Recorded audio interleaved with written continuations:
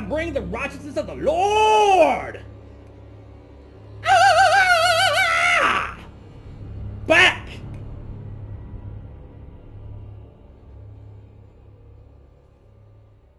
Gymtown Commandos, I see that you're tuned in. Sorry you had to see that, me in action right there. But we got a serious case going on there in the States. I was fighting back some of the problems here in my Soviet prison. The communists don't keep out the demonic forces. Only my conviction can do that. Conviction to the Lord and His Word. And luckily I had some stashed away crucifixes here to help with that. But also we have this problem, according to the Dixieland Command, back stateside. Apparently something sweeping the nation there called the Satanic Panic. That's right, you heard me. You heard me. You heard it here first. Apparently there's a lot of ritual activity, cult activity springing up around the nation. Son of Sam kind of brought some of this to head, and now we're getting into a case involving a couple of our agents in the Dixieland Command up in the colony region, up there around Connecticut. A documentary has come out that's been brought to my attention, Conjuring 3, The Devil Made Me Do It. Our top agents is on it, of course, Ed and Lorraine Warren. And, you know, you may have heard of them. They did top-notch work on the Amityville case there a few years back. And so we got them on the case here. And, you know, I got full faith in them.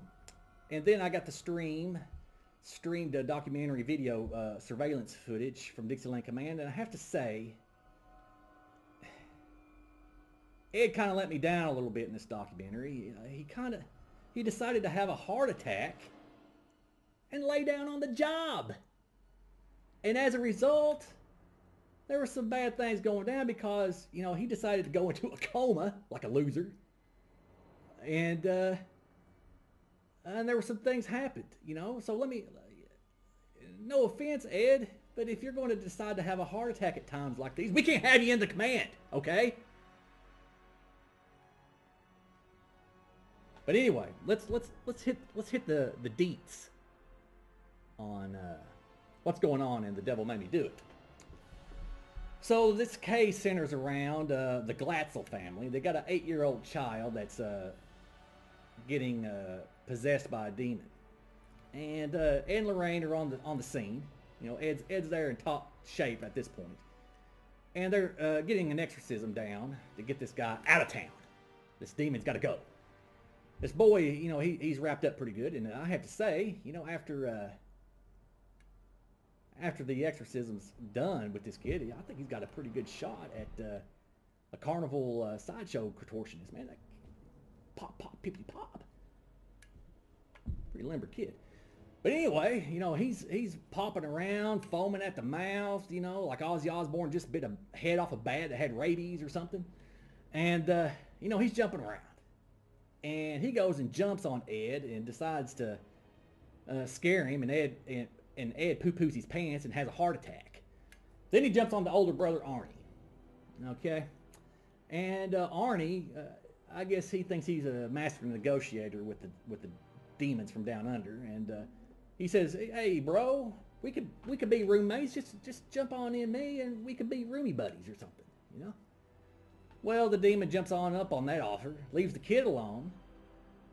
Ed hears this little transaction deal, but he has a heart attack. And they ship him off to the hospital. Lorraine, rest of the family thinks, hooray, let's break open the bottles of champagne. Exorcism party post-op. Well, turns out you can't celebrate that scene, folks. The demon's all up in Arnie. Well, Ed's in a coma in the hospital from a heart attack, like a loser. And meanwhile, Arnie's back home having, you know, weird LSD hallucinations like a draft dodger. And, you know, some things are going down. Well, Ed finally decides to get in the game. And wakes up and says, "Hey, you got to get a hold of these people. You know, there's some, that demon's not gone. Arnie made a deal with the demon. And it's in him. So Lorraine, who I have to say, I think Lorraine picked up the slack for old Ed in this movie. You know, she's the one that's hauling the major load. Can't let a heart attack get you down, Ed. But she goes and she tries to get in touch with everybody. By this point, Arnie flips out on some bender, demon bender or whatever, and he kills his landlord. Well, now Arnie's going to the big house and maybe going to the chair. And so Ed and Lorraine, you know, they try to come to his defense and say, hey, you know, let me talk to your lawyer. And I have to admit, this lawyer's no Perry Mason. But, you know, they come to the lawyer, and I'll give Ed credit here. He spits out this cool line right here. The court accepts the existence of God every time a witness swears to tell the truth. I think it's about time they accept the existence of the devil.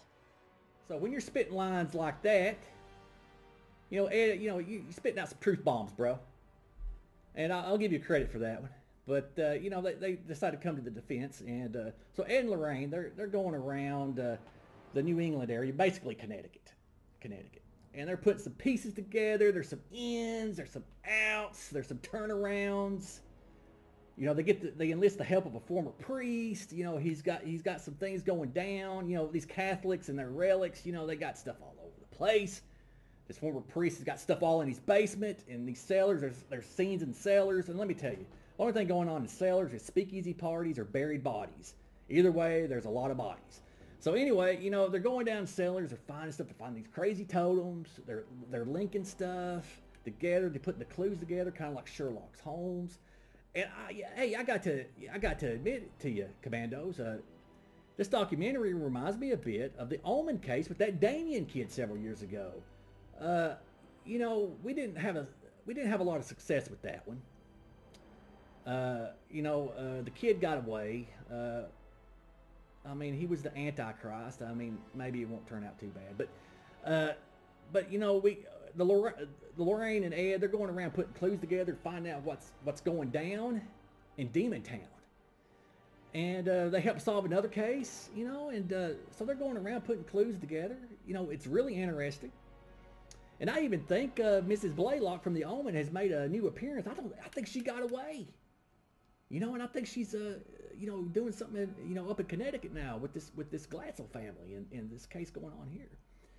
But I have to recommend seeing this documentary, Jimtown Commandos. It's very engrossing. You can see what not to do during a demon possession, which is have a heart attack. Number one, don't do that. And you know, what to stay away from to keep this satanic panic down. So, look, I recommend going to your local picture house cinemas. Give them the official Dixieland Command clearance code. Get your voucher, go in and watch this documentary. And we need to be able to fight this satanic panic and get it out of the US of A. The bastion of liberty and freedom, baby. Satan's got no room here.